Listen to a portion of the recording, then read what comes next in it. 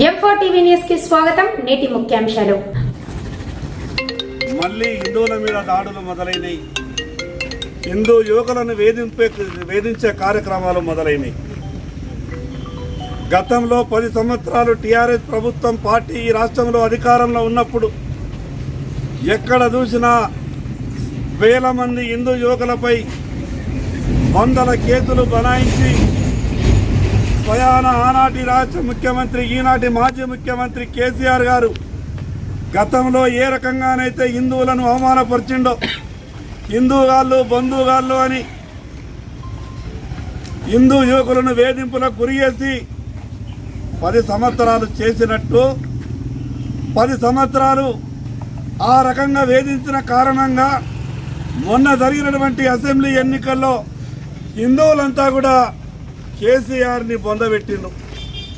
మేము అనుకున్నాం కొత్తగా వచ్చినటువంటి ఈ ప్రభుత్వం హిందువుల మీద దాడులు వేయదేమో, కేసీఆర్కు హిందువులంతా బుద్ధి చెప్పిన విషయాన్ని ఈ ప్రభుత్వం గమనించిందేమో, హిందువులని ఈ రకంగా ఇబ్బంది పెట్టదేమో అనుకున్నాం. ఉన్నటువంటి వాళ్ళని ఆంజనేయ స్వామి దీక్షలో ఉన్నటువంటి భక్తులు కోడిగుడ్లతో దాడులు చేసిండ్రని చెప్తారు. మేము పోలీసు అధికారులను అడగదలుచుకున్నాం. ఆంజనేయ స్వామి భక్తులు వాళ్ళ చేతితోని కోడిగుడ్డులు ముడతారా? అసలు ఎక్కడి నుంచి కోడిగుడ్లు తీసుకొచ్చి పెట్టిండ్రు? ఎందుకు ఈ రకంగా ఇబ్బంది పెడుతున్నారు?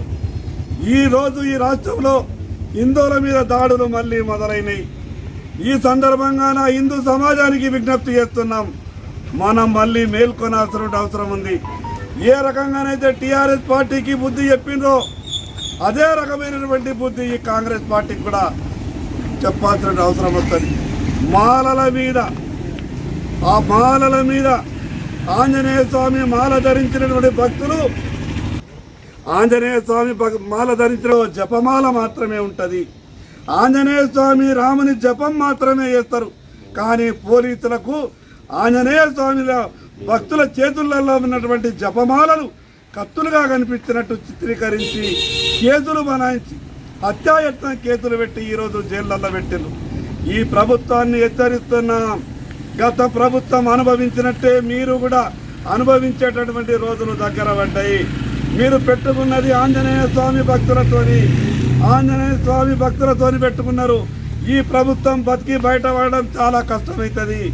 ఇప్పటికైనా పోలీసు అధికారులారా మీరైనా మానవతా దృక్పథంతో ఆలోచించండి.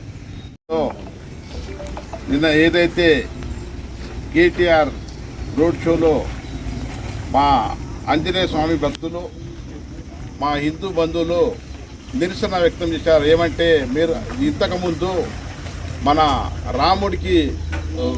రాముడి గురించి మీరు మాట్లాడిన వక్తలు ఏదైతే ఉన్నాయో అవి తప్పుడు ఉన్నాయి.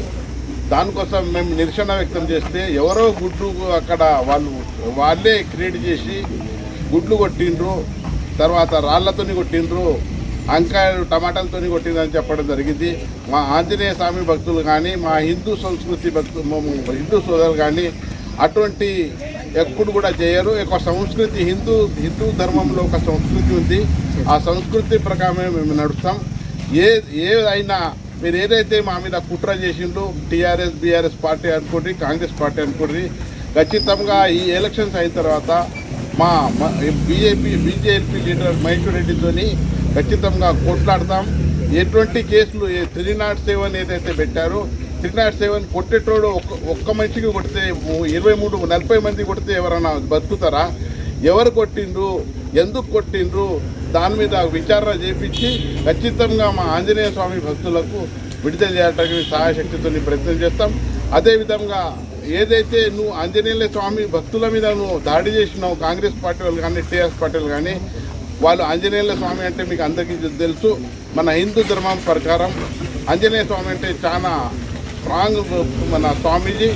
దానికోసం మీకు ఒకటే చెప్తున్నాను, ఖబర్దార్ కాంగ్రెస్ అండ్ బీఆర్ఎస్ పార్టీ వాళ్ళు 10 సంవత్సరాలు అట్లా చేసిండ్రు. మీరు కూడా అదే తరంగా ఎంఐఎంకు కలిసి మా హిందూ సోదరుల మీద దాడి పెడుతున్నాము.